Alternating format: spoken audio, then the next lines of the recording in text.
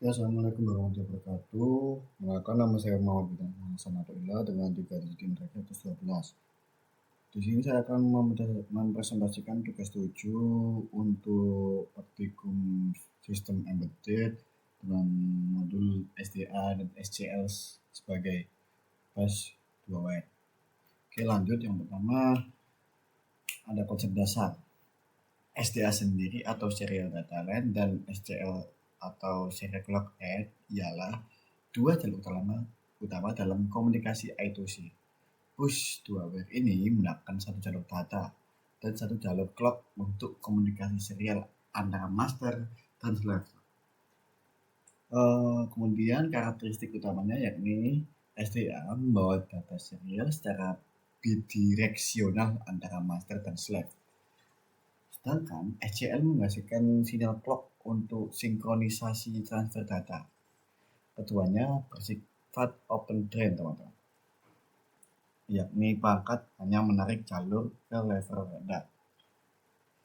Resistor pull up diperlukan agar jalur kembali ke level tinggi secara default. Oke, lanjut teman-teman. Yang pertama ada open drain. Cara kerjanya yakni transistor open drain hanya dapat menghubungkan jalur ground saat aktif, tetapi dapat memberikan tegangan positif secara langsung. Artinya, perangkat hanya bisa menarik jalur ke level rendah, teman-teman, namun tidak bisa mendorong jalur ke level tinggi secara mandiri. Kemudian ada pull up resistor, teman-teman. Resistor pull up sendiri eksternal diperlukan untuk menarik jalur SDA dan SCL ke level logika tinggi saat tidak ada perangkat yang aktif, menariknya ke ground. Fungsi ini menjaga stabilitas sinyal, lalu mencegah mengambang, dan memastikan sinyal dapat dikenali dengan jelas oleh semua perangkat pada bus I2C. Oke, lanjut. Ada address 7 bit sama address 10 bit. Skema alam standar dan sederhana. Yang pertama, skema alamat pada 7 bit ini mengizinkan hingga 128 alamat unik, yakni 0 sampai 127. Cukup untuk sebagian besar aplikasi sederhana dengan jumlah perangkat terbatas. Bit alamat dikirim melalui sinyal start diikuti dengan bit RW, lalu slave merespon dengan ACK. Kemudian kapasitas lebih besar. Skema pada address 10 bit. Skema 10 bit addressing memungkinkan hingga 1024 alamat unik, digunakan pada aplikasi kompleks dengan banyak perangkat pada satu bus. Alamat dikirim dalam 2 batch khusus, kompatibel dengan perangkat 7 bit yang sudah ada di bus yang sama. Oke, lanjut. Ada ACK dan NACK pada bit ke-9. Mekanisme konfirmasinya seperti setelah sinyal bit data dikirim pada bus I2C. Bit ke-9 digunakan sebagai sinyal ACK atau NACK untuk memastikan integritas data dan sinkronisasi antar perangkat. Untuk detail mekanismenya yakni ACK atau acknowledge sendiri merupakan slave memiliki detail mekanis slave menarik jalur SDA ke level rendah pada bit ke-9 sebagai konfirmasi penerimaan byte data.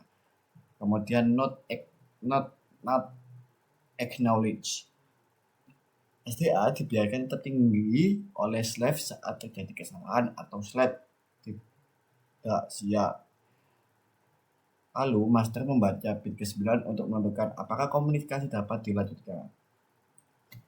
Lanjut. Kemudian ada start, stop, dan repeat start.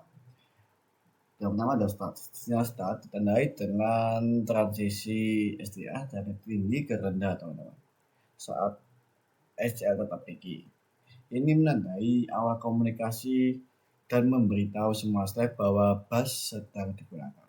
Kemudian ada stop. Sinyal stop ditandai dengan transisi SDA dari rendah ke tinggi saat SCL tetap tinggi.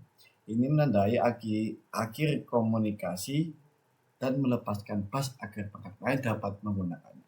Kemudian ada repeat start, teman-teman. Repeat start sendiri memungkinkan master melakukan komunikasi tanpa melepaskan bus.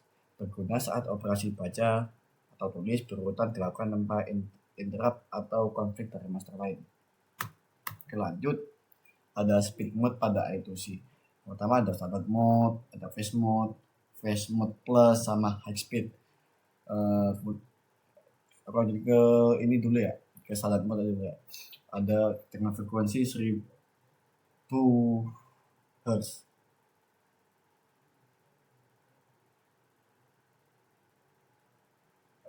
Ada frekuensi 100 kHz.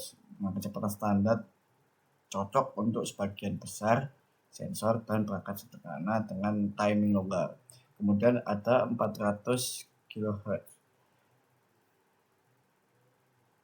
yakni peningkatannya 4 kali dari standar digunakan pada aplikasi yang membutuhkan respon lebih cepat. Ada phase mode.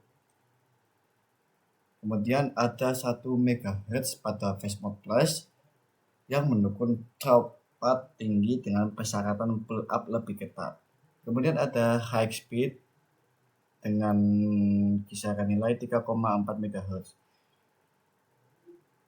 dengan persyaratan listrik dan timing sangat ketat. Perangkat dan kabel harus kompatibel penuh. Oke, lanjut ada clock stretching. Clock stretching ialah mekanisme di mana slave dapat menahan jalur SCL pada level rendah untuk menunda siklus clock, memberi waktu tambahan agar slave memproses data sebelum komunikasi dilanjutkan. Fitur ini memungkinkan sinkronisasi dinamis, terutama saat slave memiliki kecepatan internal lebih lambat daripada master. Selama SCL ditahan rendah oleh slave, master harus menunggu dan tak boleh melakukan transfer data. Master harus mendeteksi kondisi ini dengan memantau jalur SCL setelah melepaskannya. Jika SCL sebelum naik ke level tinggi, berarti slave sedang melakukan clock stretching, teman-teman. Implikasi pada timing pass harus diperhitungkan dalam desain sistem untuk menghindari timeout dan konflik komunikasi. Oke, lanjut. Ada GPIO metric dan SPIDF.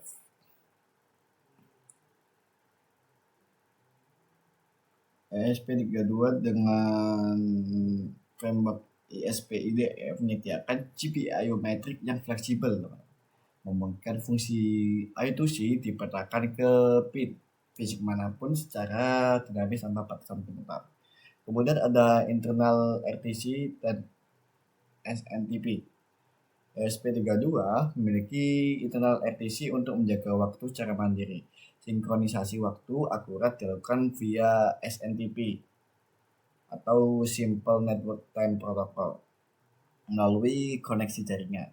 Integrasi ini mendukung aplikasi embedded real time yang membutuhkan timestamp presisi. Lanjut. Kemudian ada STM32 hal, DMA dan internal RTC. Hal dan DMA pertama, yang pertama ada hal dan DMA.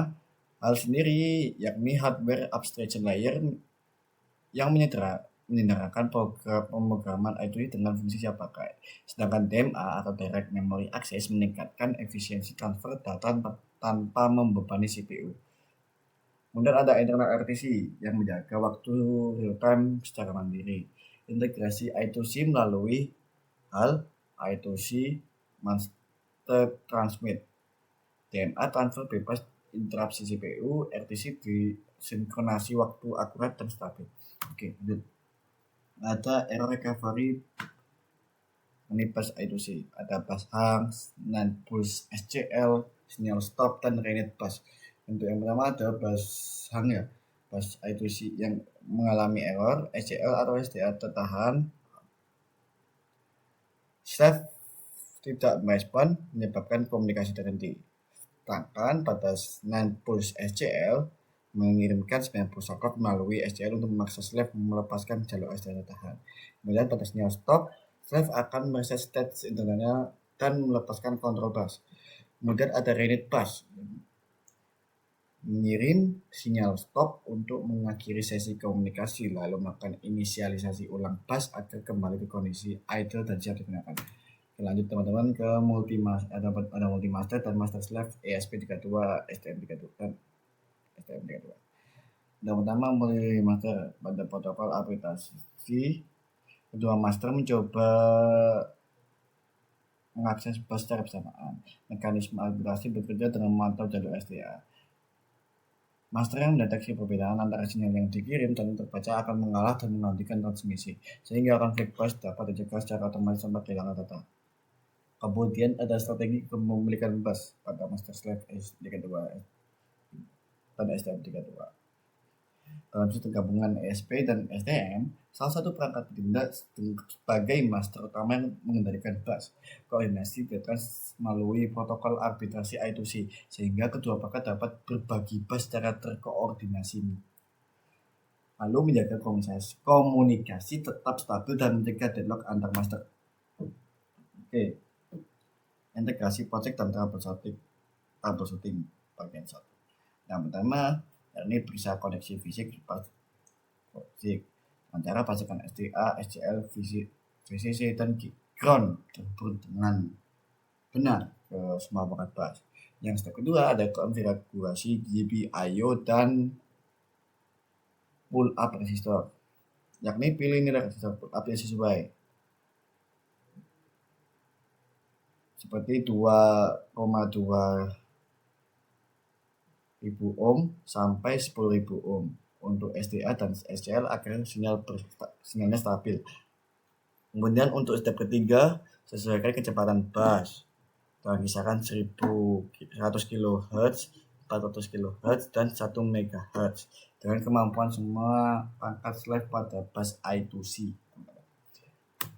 Oke, lanjut ada diagnosis dan troubleshooting. Untuk yang pertama ada sinyal SDA dan SCL tidak berespon. Nah, kita cek koneksi fisik, terus pastikan resistor put up terpasang dan nilai resistansi sesuai. Kemudian jika tidak terima, kita memverifikasi alamat slave dari 7 bit atau 10 bit. Pastikan perangkat aktif dan alamat tidak konflik. Kemudian yang ketiga, gangguan clock stretching. Di sini kita dapat menggunakan osiloskop atau logic analyzer untuk memantau sinyal SCL dan SDA secara real time. Lanjut untuk integrasi project dan troubleshooting bagian 3. Untuk step pertama, error dan recovery otomatis. Ini kita ambil 90 dan 90 SCL dan stop, lalu juga renit untuk memulihkan bus dari kondisi hang atau stuck. Kemudian pada step kedua, pendengaran multi-master contention dengan protokol aplikasi untuk mencegah konflik antar master pada bus I2C yang sama. Yang step ketiga, yakni terdapat pengujian stabilitas bus dalam kondisi lingkungan nyata untuk memastikan komunikasi I2C robust pada aplikasi industri. Oke, lanjut ke video simulasi.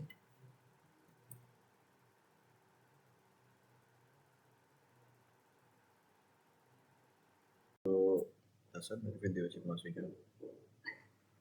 Coba kasih warna. Oh yang ini. Sini kalau sini sudah menunjukkan akhirnya 907 terus akhirnya berubah-ubah. Yang biru ya, yang atas ya.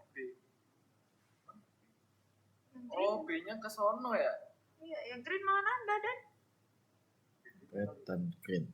Coba merah. Blue-nya enggak ini. Blue-nya bablas. Ada deh. Nongol lagi blue-nya. Oh, itu Pak bablas ke sana. Coba blue-nya pakai kabel.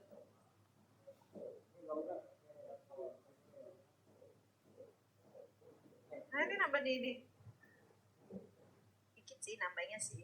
Nggak terlalu Kalau banget. dari sini nih. Itu dari Ini untuk outputnya data yang keluar seperti ini. Nah, itu blue-nya nambah.